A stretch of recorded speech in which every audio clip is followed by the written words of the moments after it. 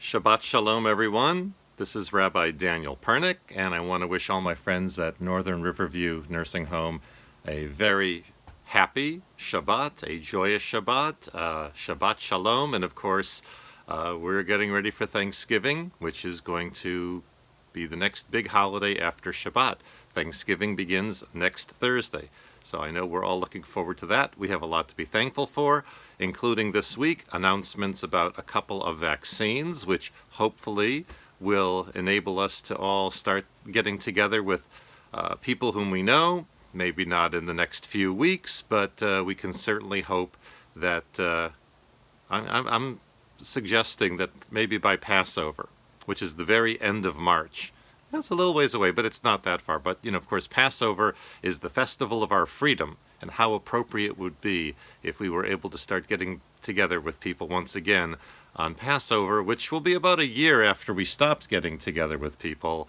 But Passover is the holiday of freedom, of course, originally talking about the freedom of our people when we were slaves in Egypt, but we've all had a little bit of slavery in a sense the past year as well.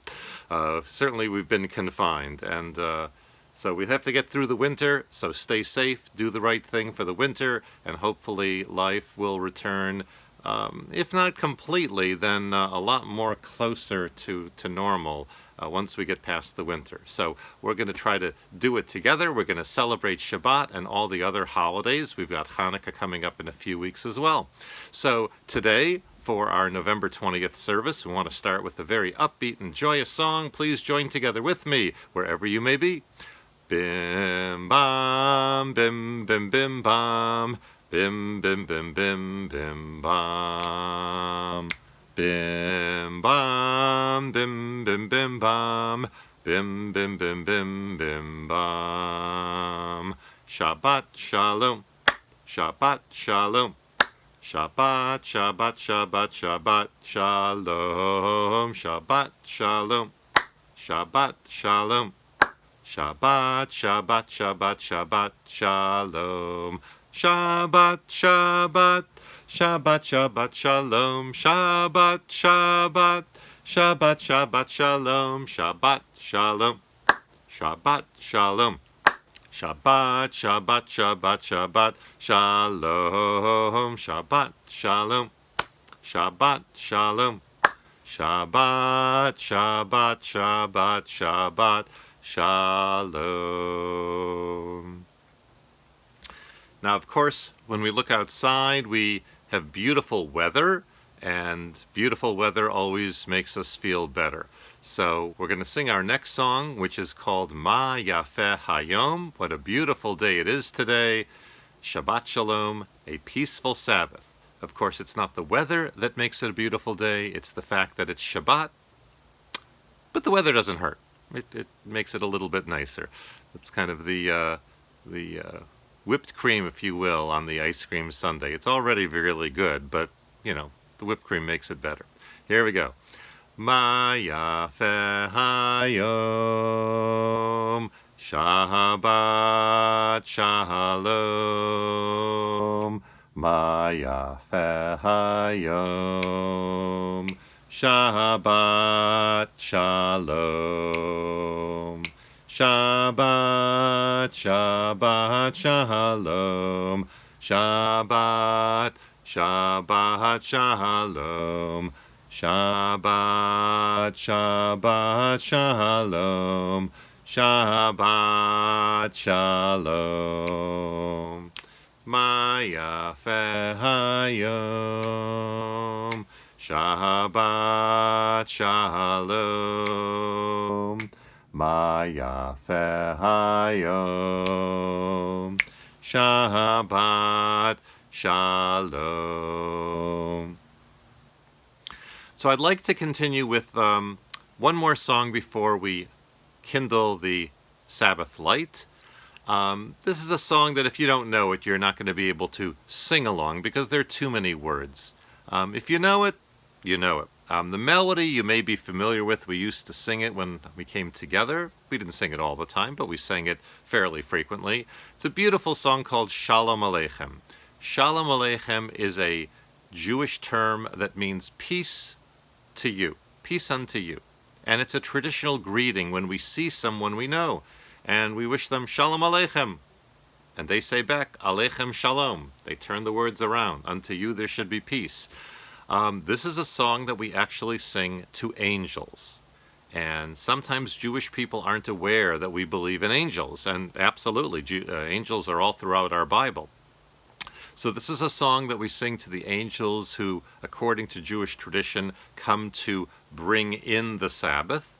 And it is a song that we sing to them as well as we escort them out at the conclusion of Shabbat on Saturday after sundown. So we sing together, if you know the words, and if not, it's a nice song to hum. Shalom Aleichem. Peace unto you. Shalom Aleichem, Malechei Hasharet, Malechei Elyon, Mi Melech, Malechei Hamlachim HaKadosh Baruch Hu. Boachem leshalom, Malechei Hashalom, Malechei Elyon.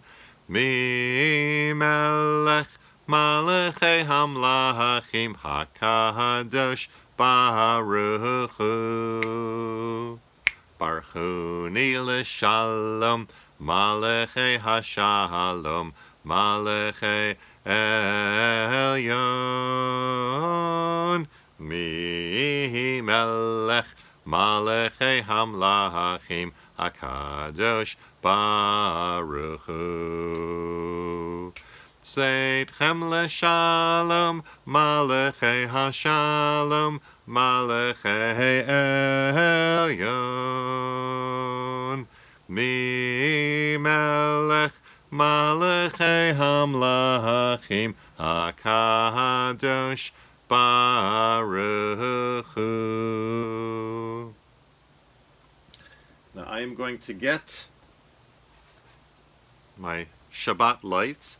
Now I have one of these little books that tells me when Shabbat is every week, and because of course it's tied to the beginning of, it's tied to sundown. So according to my little book here, it says that sundown in New York is at about 4:33 today. About 4:33. That's New York City. Maybe it's a minute off where we are, but that's pretty early, right? Sunset is about 4:33. And for the next month or so, sundown is going to be very, very early. And then, of course, once we get past the end of the year, sundown starts getting a little bit later each week. And finally, by the time we get to early June, sundown, is like 8:30 at night. So it keeps things interesting. Of course, we're not kindling fire together, but we are going to say the Shabbat blessing, the blessing over the Shabbat lights, over our two battery-powered lights. So I'm going to light them right now. A light, a symbol of God's presence in our lives, and we say the blessing together. Baruch atah Adonai Eloheinu melech haolam asher kiddushanu b'mitzvotav v'tzivanu lahadlik ner shel Shabbat.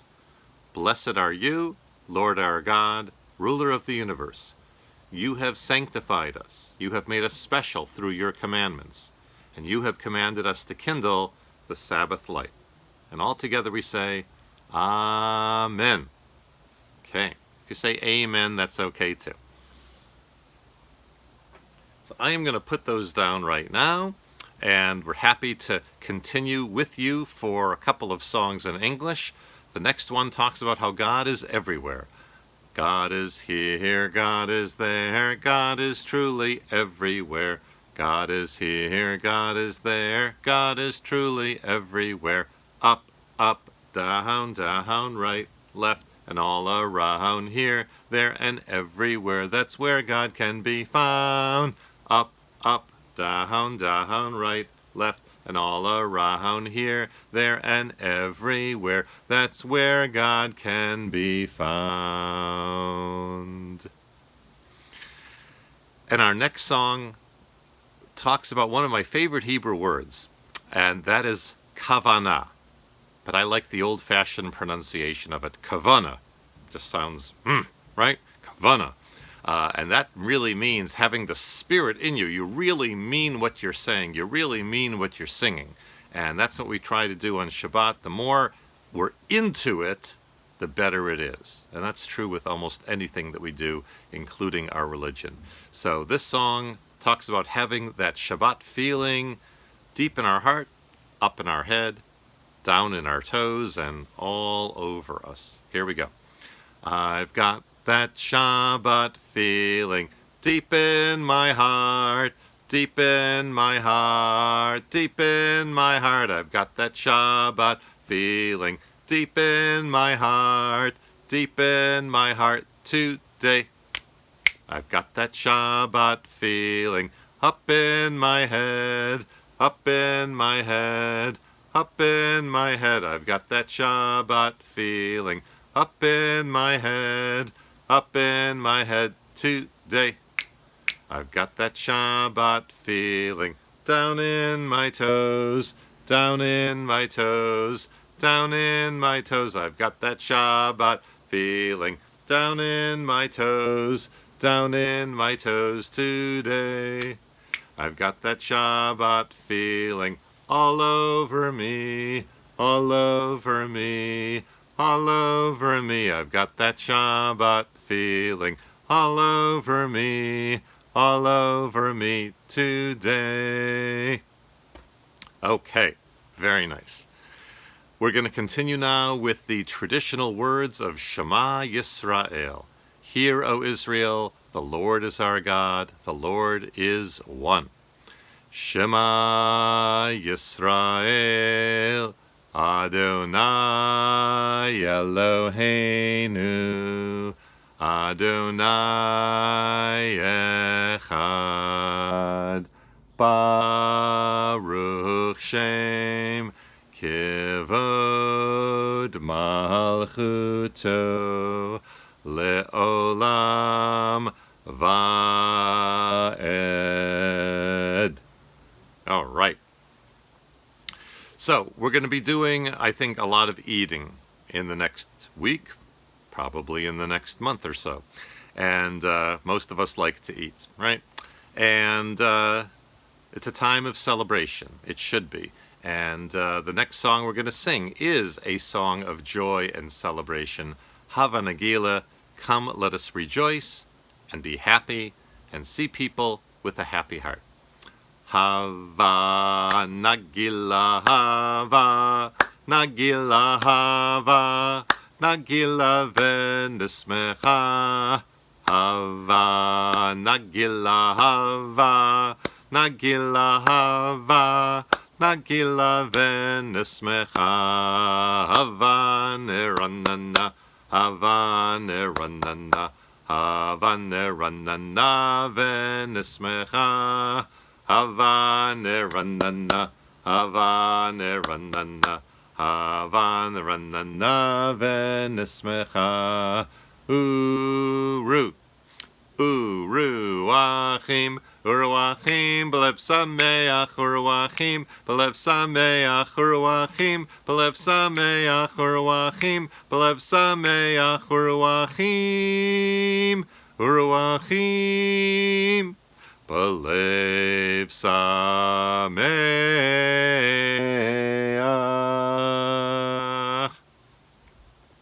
All right.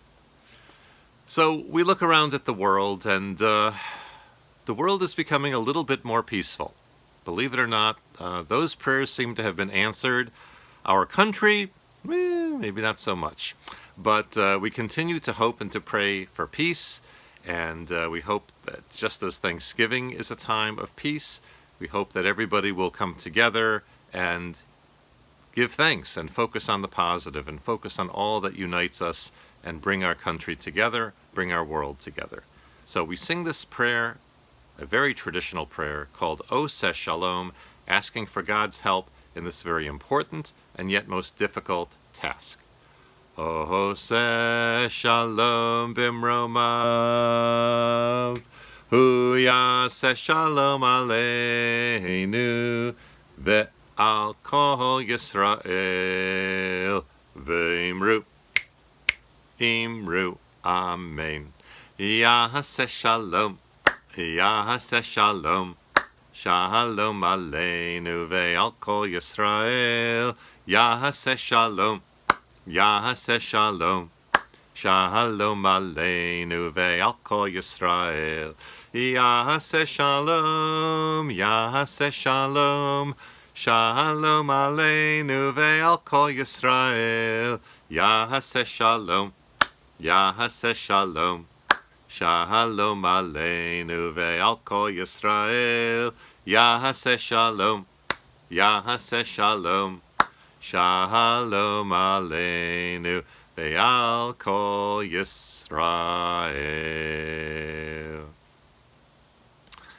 So, I was just talking about bringing our nation, bringing our country together, because, as is the case very often after an election, we have one large group that voted for one party and another large group that voted for the other party. And most of the time, elections are fairly close. One side wins, but, they're usually fairly close. So there are always a lot of people that aren't all that happy. And it just goes to show that even though we're living in one country, we can have very different beliefs, very different personalities, very different lives. And that's part of this week's Torah portion as well. Because we learned a little bit last week about Isaac, who is the son of Abraham and Sarah, and he has now married Rebekah, and that's all great, and she gets pregnant. Wonderful. But as sometimes happens, during her pregnancy, she has a lot of pain. She has a very difficult pregnancy. Now, maybe some of you who are listening to our service today, the women among you, some of you many years ago, maybe had children, and, maybe you remember the pregnancies. Now, some women have pretty smooth and simple pregnancies and a little discomfort, but nothing too major. But other people have a really, really tough time.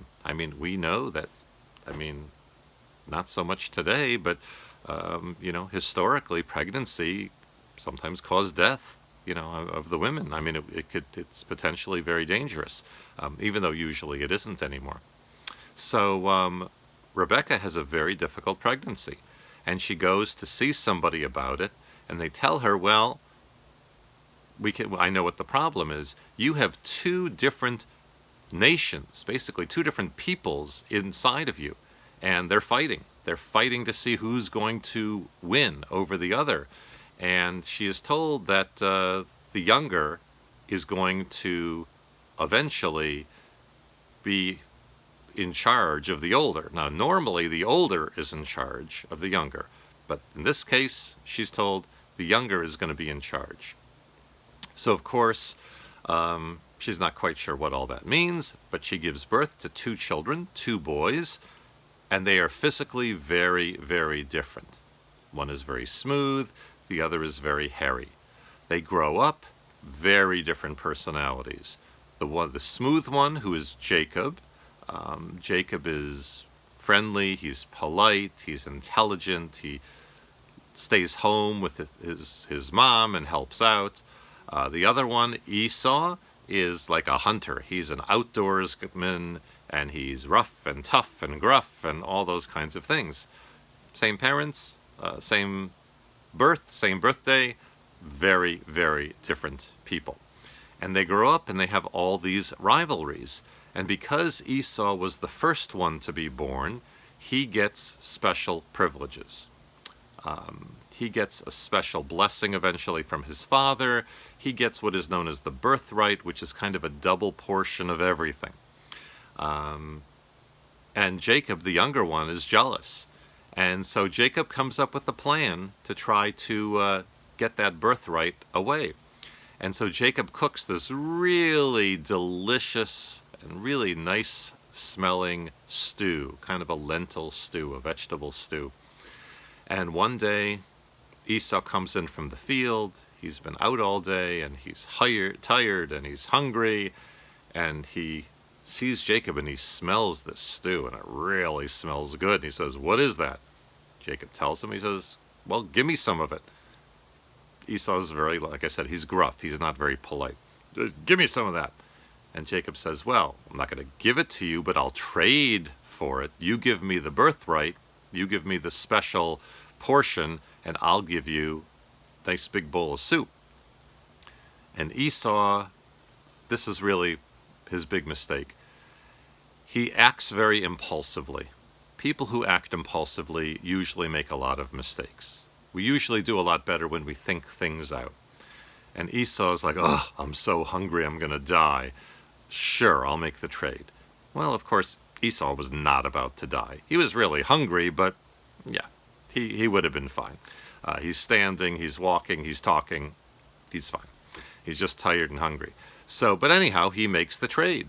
And now Jacob has earned the birthright. He has traded for it.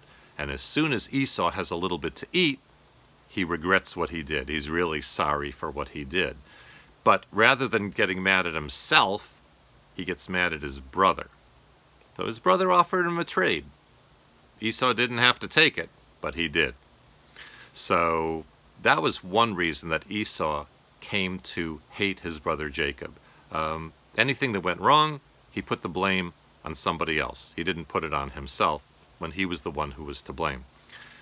A lot of things go on in their lives, and later on, their father, Isaac, is about to die. He's a very, very, very old man, and he can't see anymore. He's blind. So there is a traditional blessing that is given by the fathers to the sons, and it's a very, very sacred blessing. And the father has one blessing reserved for his son Esau, who is his favorite because he brings him meat from the field. And he's got another blessing. It's a nice blessing, but he's got another blessing for his younger son Jacob. But Isaac's wife, Rebekah, the mother of the two boys, wants Jacob to get the special blessing. So she comes up with a little plan. She takes some animal skins, puts them on her smooth-skinned son Jacob so that he feels like Esau. And she cooks up this wonderful meal of meat, just like Isaac loves.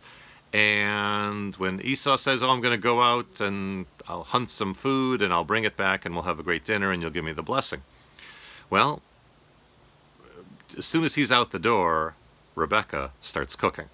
And it's ready really quickly. And Isaac is like surprised. "Wow, that was fast." And Jacob says, "Well, I'm here for the blessing." This is now Jacob pretending to be Esau. And Isaac, the father, is like, "Wait a minute, what's going on here?" Remember, he can't see. He said, "Come on closer, I want to feel you." And he feels those hairy arms with the animal skins on them. He says, "Well, you feel like Esau, but you sound like Jacob." And he says, the voice is the voice of Jacob, but the hands are the hands of Esau. So maybe he suspects something's going on here, but he gives him the blessing anyhow. That's the main thing. He gives him the blessing. And now Esau comes in from the field. He went hunting. He's got some meat. And he says, "Here I am. I'm ready for the blessing." And, the father, Isaac, says, "What are you talking about? Who are you?" He says, "I'm Esau, your son." He said, "Well, who did I just give that blessing to then?" And he realizes that this time Jacob, with the help of his mom, tricked him and took advantage of him. And so Jacob really has to run away from home, and he's not going to see Esau for a long, long time because of everything that happened here. So the lesson is that there are choices that we have to make in life. Sometimes we decide to do the wrong thing, and sometimes we decide to do the right thing, but maybe for the wrong reasons. But, we have to decide what we're going to do. And, in this case, Jacob made some choices, and he decided to deceive his brother. His mother was part of that decision, at least the second time. In the end, we think it worked out well for the Jewish people because we take ourselves from Jacob, the one who thought, as opposed to the one who just acted impulsively. But, who knows? Our lives would all be very different if one or two things, were different. If somebody didn't meet, if somebody didn't stand somewhere at some time, if somebody didn't pick up a phone, all of our lives could be very different if one or two things were changed.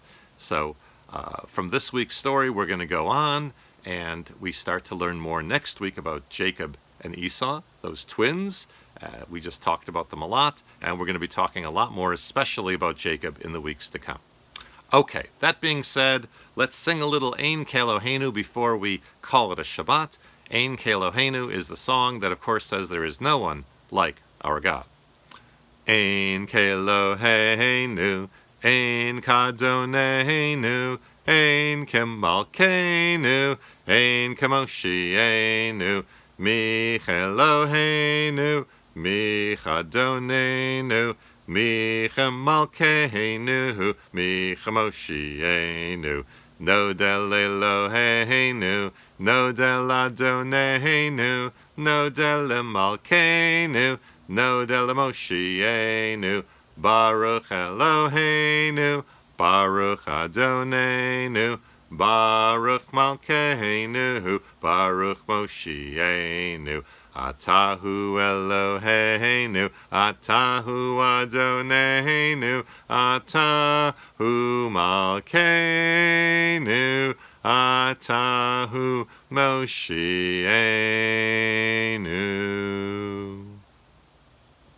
And of course, with Thanksgiving coming up on Thursday, we just take a moment of silence to remember some of our family members, perhaps friends as well, who are no longer with us and with whom we shared the Thanksgiving table many times in the past, in times of happiness and joy. So we're just going to take a brief moment to remember some of them.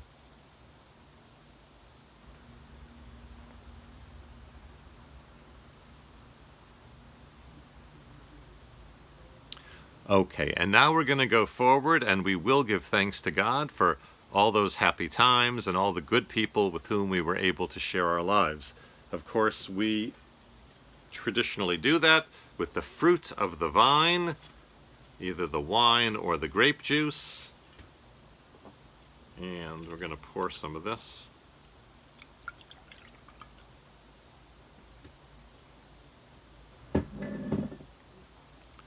As I've always learned, once you do that, you have to put the top back on, because otherwise, if it spills, you got tsuris. If you know what tsuris means, it's a Yiddish word. It means you got big problems. So if you drop a bottle, that's one thing, but these are strong bottles. But if you drop an open bottle, well, that's much worse. So we're not going to think about the worst. We're going to think about the happy. As we say the blessing over the fruit of the vine, in English it means, "Blessed are you, Lord our God, ruler of the universe, creator of the fruit of the vine. Baruch atah Adonai Eloheinu melech haolam, borei peri hagafen." Amen. L'chaim.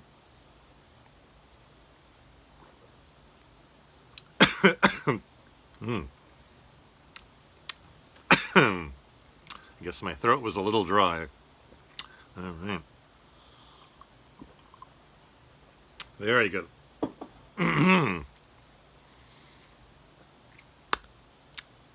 That was very pungent. Anyhow, we've come to that time again where it is March 20th. Next Friday, I hope to be back with you, our final Shabbat in the month of November. But in the meantime, on this Shabbat we call Toldot, after the Torah portion, we ask God's blessing upon all of you in the traditional words of our Torah. Yivarechecha Adonai v'yishmerecha, may the Lord bless you and keep you. Ya'er Adonai panav elecha v'yichunecha, may the Lord's presence shine upon you and be gracious unto you. Yisa Adonai panav elecha v'yasem lecha shalom, may the Lord's presence be lifted up unto you, and may God fill your life with the blessing of peace. And together we say, Amen. So this is Rabbi Daniel Pernick wishing you all at Northern Riverview Nursing Home a Shabbat Shalom. Look forward to seeing you next week.